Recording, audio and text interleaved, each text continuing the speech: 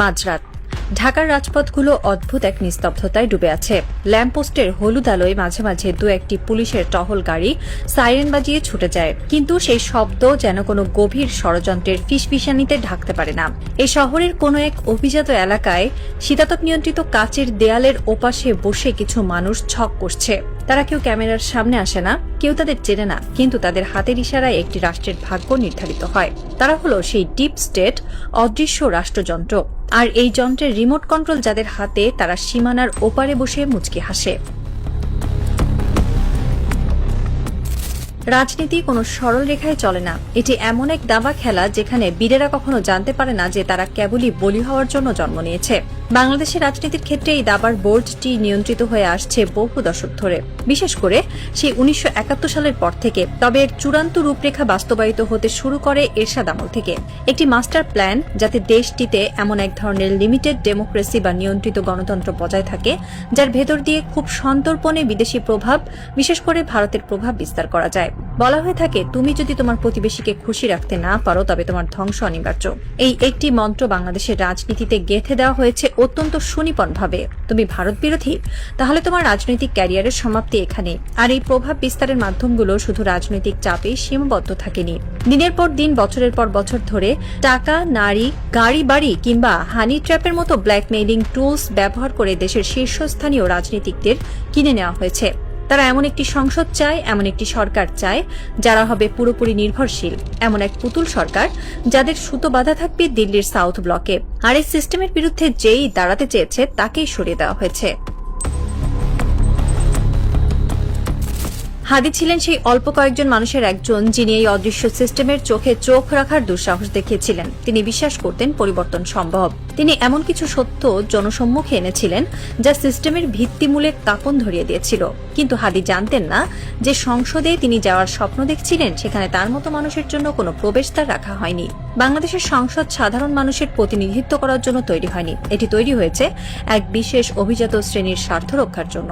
হাদি challenge করেছিলেন সেই এস্টাবলিশমেন্টকে, আর এর পরিণতি মৃত্যু। কেন হাদিকে মরতে হলো? কারণ তিনি এমন এক ভাষায় কথা বলছিলেন যা ডিপ স্টেটের জন্য অস্বস্তিকর ছিল। তাকে থামানো জরুরি হয়ে পড়েছিল। নির্বাচন বা আইনি প্রক্রিয়া তাকে আটকানো কঠিন ছিল বলেই তাকে চিরতরে সরিয়ে দেওয়া হয়। হাদির মৃত্যু কোনো সাধারণ দুর্ঘটনা ছিল না, এটি ছিল সিস্টেমের পক্ষে একটি স্পষ্ট বার্তা। আমাদের ছকে যে আসবে না তার কোনো অস্তিত্ব থাকবে না। রক্তে রঞ্জিত হয়েছিল রাজপথ। জুলাই মাসে সেই উত্তাল দিনগুলোতে মানুষ স্বপ্ন দেখেছিল এক নতুন বাংলাদেশের। তারা ভেবেছিল এবার হয়তো সংসদে এমন মানুষেরা যাবে যারা সত্যি সাধারণ মানুষের কথা বলবে, যারা ঋণ খেলাপি নয়, যাদের দ্বৈত নাগরিকত্ব নেই, যাদের কোনো ক্রিমিনাল রেকর্ড নেই। ডক্টর ইউনূসের সরকার ক্ষমতায় আসার পর মানুষের প্রত্যাশা ছিল আকাশচুম্বী, কিন্তু ফলাফল কি হলো?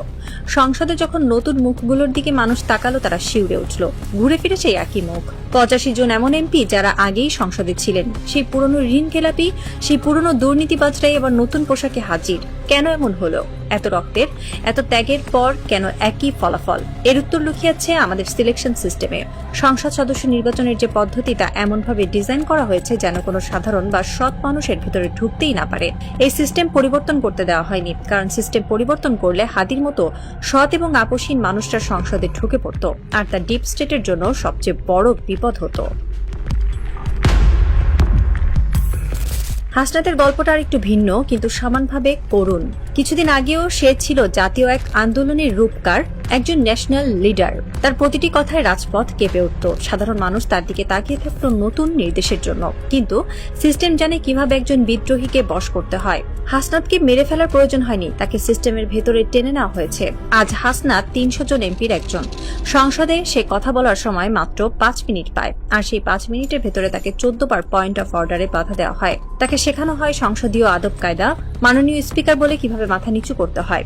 যে হাসনাত পুরো দেশের কথা ভাবত, তাকে এখন কুমিল্লায় তার নির্বাচনী এলাকার ছোটখাটো উন্নয়নমূলক কাজে ব্যস্ত রাখা হয়েছে। তাকে প্রচুর ফান্ড দেওয়া হয়েছে যেন সে এই রাস্তাঘাট আর টেন্ডারের হিসাব মেলাতেই ব্যস্ত থাকে। তাকে লোকাল পলিটিক্সে এমনভাবে বেঁধে ফেলা হয়েছে যেন জাতীয় ইস্যু নিয়ে ভাবার কোনো ফুসরতি সে না পায়। বিদ্রোহীকে কিনে নেওয়া হয়নি, তাকে সিস্টেমের ফ্রেমে আটকে ফেলা হয়েছে। অনেকেই বলেন আমাদের নির্বাচন কমিশন ঠিক নেই, কিন্তু আসলে কি শুধু নির্বাচন কমিশনের দোষ? নির্বাচন কমিশন চাইলেও কি কিছু করতে পারত? হ্যাঁ পারত, কিন্তু তার জন্য রাষ্ট্রের দুটো মৌলিক নীতির পরিবর্তন দরকার ছিল। প্রথমত, সংসদ সদস্যদের কাজ হতে হবে শুধুই আইন প্রণয়ন করা, কিন্তু বাস্তবে কি হচ্ছে? একজন এমপি স্থানীয় সব কমিটির প্রধান, স্কুল কলেজ রাস্তাঘাট টেন্ডার সবকিছুর নিয়ন্ত্রণ তার হাতে। এমনকি এখন এমন নিয়মও করা হয়েছে যে উপজেলা চেয়ারম্যানের অফিসের পাশেই এমপির অফিস থাকবে। এর মানে কি? এর মানে হলো ক্ষমতার সরাসরি দ্বন্দ্ব বা লক অফ। একজন এমপি যখন উপজেলা চেয়ারম্যানের পাশে এসে বসবেন তখন তার অফিসের জৌলুস অবশ্যই বেশি হবে। চেয়ারম্যান তখন স্বাধীনভাবে কাজ করতে পারবেন না, হয় তাকে এমপির সাথে রেষারেষি করতে হবে, নয়তো এমপির বশ্যতার স্বীকার করতে হবে। এমপিকে আমরা আইন প্রণেতা না বানিয়ে একজন সুপার উপজেলা চেয়ারম্যান বানিয়ে ফেলেছি। যতদিন এই সিস্টেম থাকবে ততদিন আপনি আমেরিকার নির্বাচন কমিশন এনে বসালেও এই দেশে কোনো কাজ হবে না। দ্বিতীয় যে জিনিসটি আমাদের ধ্বংস করছে তা হলো নির্বাচনের বাণিজ্যিকীকরণ। আমাদের দেশে নির্বাচন কোনো গণতান্ত্রিক প্রক্রিয়া নয়, এটি একটি হাই প্রোফাইল ইনভেস্টমেন্ট প্রজেক্ট। একজন প্রার্থী নির্বাচনে দাঁড়ান আর তার পেছনে কিছু অদৃশ্য স্পন্সর টাকা ঢালে। তারা কি বিনামূল্যে এই টাকা দেয়? না, এর পেছনে থাকে একটি সুনির্দিষ্ট উদ্দেশ্য, একটি লাভজনক রিটার্নের আশা। যতদিন পর্যন্ত নির্বাচন একটি অলাভজনক প্রক্রিয়ায় পরিণত না হবে ততদিন এই দুর্নীতি চলতেই থাকবে। কিভাবে এটি বন্ধ করা যেত? খুব সহজে। নির্বাচন কমিশন বলতে পারত কোনো প্রার্থী নিজের পোস্টার ছাপাতে পারবে না, প্রচারণা চালাতে পারবে না। নির্বাচন কমিশন 3টি নির্দিষ্ট জায়গায় 3 জন প্রার্থীর পোস্টার পাশাপাশি লাগিয়ে দেবে। কোনো প্রার্থীর মার্কা থাকবে না, শুধু ছবি, নাম আর যোগ্যতা লেখা থাকবে। মানুষ প্রার্থীর চেহারা এবং যোগ্যতা দেখে ভোট দেবে। 3 জন প্রার্থীকে একটি মঞ্চে বসিয়ে সরাসরি বিতর্কের আয়োজন করা যেত, যা টিভিতে লাইভ সম্প্রচারিত হতো। জনগণ দেখত কে কতটা যোগ্য। কিন্তু আমাদের নির্বাচন কমিশন কি সেটা করেছে? করেনি। কারণ এটা করলে এই বিশাল লাভজনক এন্টারপ্রাইজ, এই যে টাকার খেলা, সব বন্ধ হয়ে যেত। সবশেষে ফিরে আসি সেই অদৃশ্য শক্তির কাছে। এই যে সিস্টেম, এই যে বন্দোবস্ত, এগুলো কারা টিকিয়ে রাখছে? যখনই কেউ এই সিস্টেমের বিরুদ্ধে যায়, যখনই কেউ হাদি টাইপ হয়ে যায়, তাকে সরিয়ে দেওয়া হয়। যখন কোনো হাসনাত বিদ্রোহী হয়, তাকে সংসদে বসিয়ে লোকাল ফান্ডের জালে আটকে দেওয়া হয়।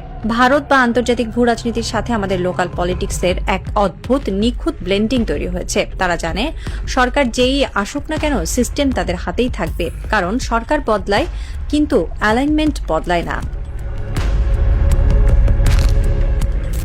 রাতের ঢাকা শহর এখনো নিশ্চুপ। সেই শীতাতপ নিয়ন্ত্রিত ঘরের ভেতরে সিগার আর দামি মদের ধোঁয়ার ভেতর দিয়ে আরেকটি মাস্টার প্ল্যান রচিত হচ্ছে। আগামী নির্বাচনের ব্লুপ্রিন্ট, আগামী 5 বছরের জন্য নতুন কোনো হাসনাতের পতন কিংবা নতুন কোনো হাদির মৃত্যুর পরোয়ানা। বাইরে সাধারণ মানুষ ঘুমিয়ে আছে। তারা সকালে উঠে পত্রিকার পাতা খুলবে, টিভির খবরে দেখবে নতুন কোনো মন্ত্রীর শপথ গ্রহণ। তারা ভাববে দেশ বদলে যাচ্ছে, নতুন সূর্য উঠছে। কিন্তু তারা জানে না এই সূর্যের আলো আসল নয়, এটি একটি মেকি আলো, যা শুধুমাত্র সেই অদৃশ্য প্রভুদের ইশারাতেই জ্বলে আর নেভে। রাষ্ট্রের রন্ধ্রে রন্ধ্রে ঢুকে থাকা ডিপ স্টেট জানে বিপ্লব আসে, বিপ্লব যায়, কিন্তু ক্ষমতার আসল চাবিকাঠি কখনোই হাত বদল হয় না।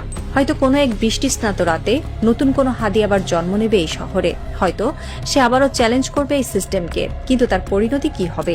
আরো একটি লাশ, নাকি এবার সে সিস্টেমকে ভাঙতে পারবে? সেই উত্তরের অপেক্ষায় প্রহর গুনছে একটি রাষ্ট্র। তবে ছায়াদের খেলায় শেষ চালটা সবসময় অন্ধকারেরই হয়, কারণ তারা কেবল সরকার বদলায় না, তারা দেশ চালায়। আর এই রাজনৈতিক থ্রিলারের ক্লাইম্যাক্সে সাধারণ মানুষ কেবলই এক বোকা দর্শক, যারা পর্দার পেছনের আসল ভিলেনকে কখনোই দেখতে পায় না।